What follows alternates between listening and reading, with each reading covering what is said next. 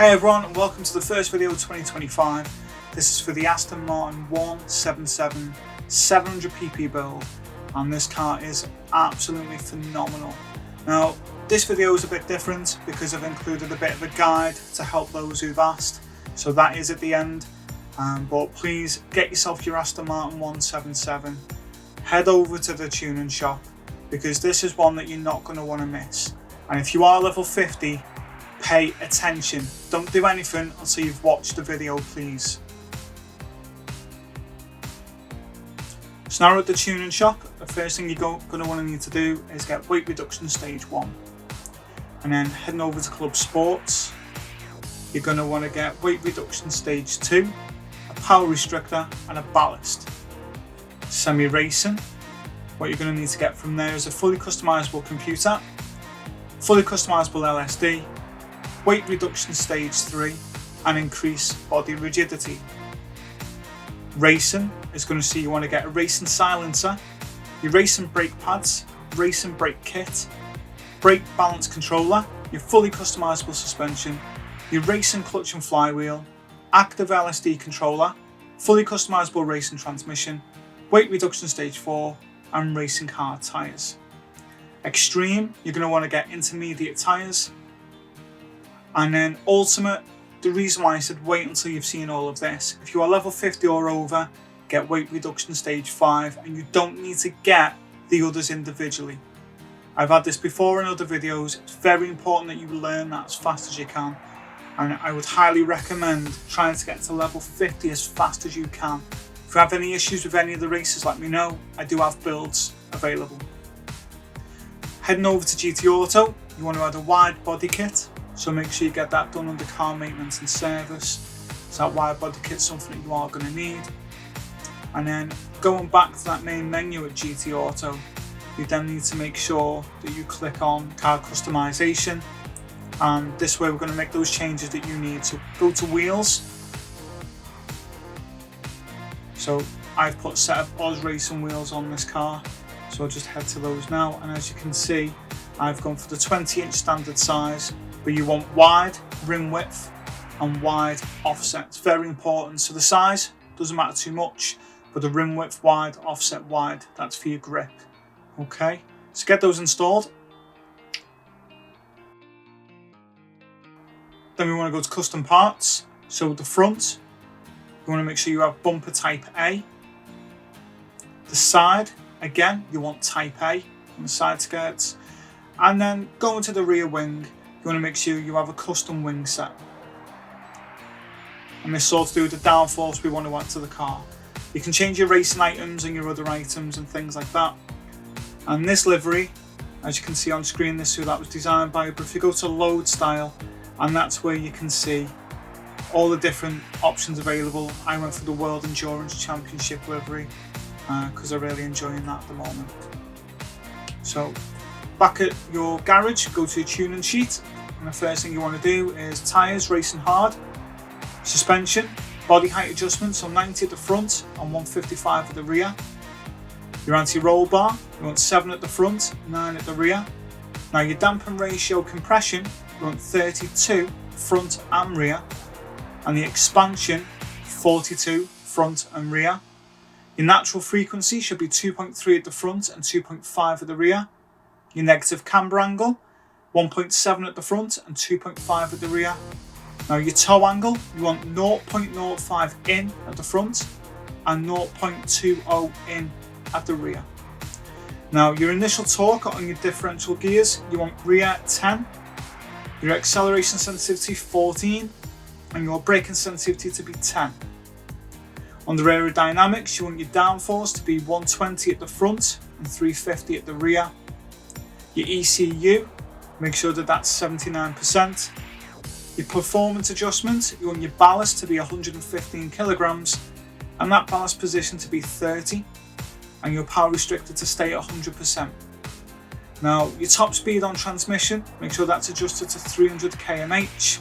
Go to manual adjustment, and these are the gear ratios you need. So 2.922 first gear, 1.951 for your second gear, 1.612 for your third gear, 1.356 for your fourth gear, 1.154 for your fifth gear, and 1.011 for your sixth gear. That's a final drive of 3.300. So this thing revs over 8,000 RPM. It's a fantastic car, pushing 640 brake horsepower, and it drives like it's a four-wheel drive car. So as you can see, make sure your silencer, your brake pads, and your brake system are all racing, and also your clutch and flywheel. And as you can see under bodywork, everything needs to be installed there. So now you've had that little section done, let's get into a race at Le Mans, and I'll give you a bit of a guide of the best way to get around it. I had some troubles on the one I did, just because of the weather, but I'll show you how to get around all of that.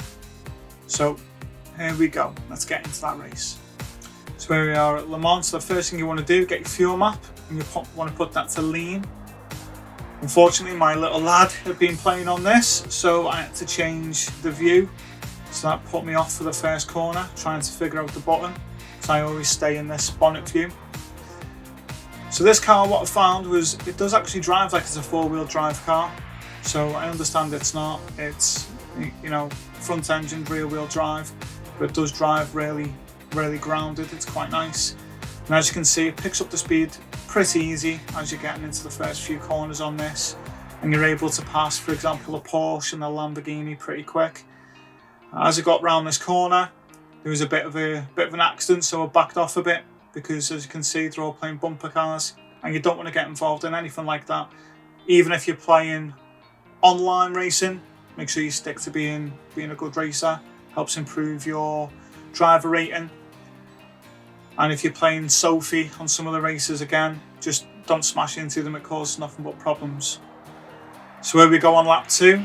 As you can see, I've got the weather radar on, very important to have that on here, and coming back down the Le Mans straight, the Mulsanne straight, sorry. And as you can see, I've got over 18 seconds now on number 2, which is Blasnan. So coming into the corners, again, downshift's really easy, and there's no issues at all. And I can't explain how nimble this car is. I did definitely think it was a four-wheel drive car, but as I've just mentioned, it's not, it's rear wheel. So as you can see now on the weather radar, I'm starting to get some of that horrendous weather coming in. So the way the scale works, if you didn't know, is the more pink and purple it is, the worse the weather is. Some races I've done, it's been absolutely torrential and you need full wets.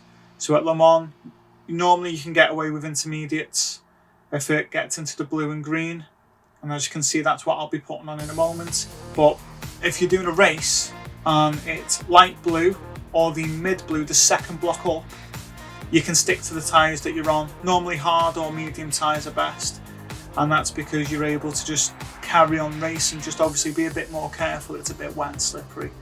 That's the only advice really I'd give on that. This car, even with these tyres on, it was doing really well. And then what I later found out as I moved this on, you can see on the weather radar it's changed now to just a blanket of, you know, mid to light blue. So it could have actually stuck to having those normal intermediate, those normal racing tyres on rather than the intermediate tyres. So coming up to the end of this lap, what I was thinking of doing was coming in and putting some hard tyres on just to be able to get me through to the end of the race. Well, until lap 5 anyway. And then as I got to the end of this lap, as you can see there, the weather definitely came in worse. So I put a fresh set of intermediates on to start lap 4, and then the weather just missed where we are, so it pushed right across and then dropped down. So that was an error on my part. I just made a split decision call as I was at the pit end, and you don't want to be, 4.5 minutes going round and having to have an issue navigating the track because of wet tyres. What I will show you though is that I got to the end there, started lap 6 on racing hard tyres, and what I wanted to do was actually wanted to beat Portia with a faster time. So I actually ended up doing that, and it was by a substantial amount as well. So they set 4:39.8, and don't forget this is fuel map 6, so you're not running the car at its full potential. You've lowered the fuel map, and as I got to the end of this lap, obviously it's saying you need to refuel. Not going to do that because it's the end of the lap. I've opened up 2 minutes and 20 seconds over the fastest lap setter in second. Just navigate these last couple of corners, and then I actually set a lap that was 32 seconds quicker than Portia. Obviously we've come in, we've won, absolutely made up.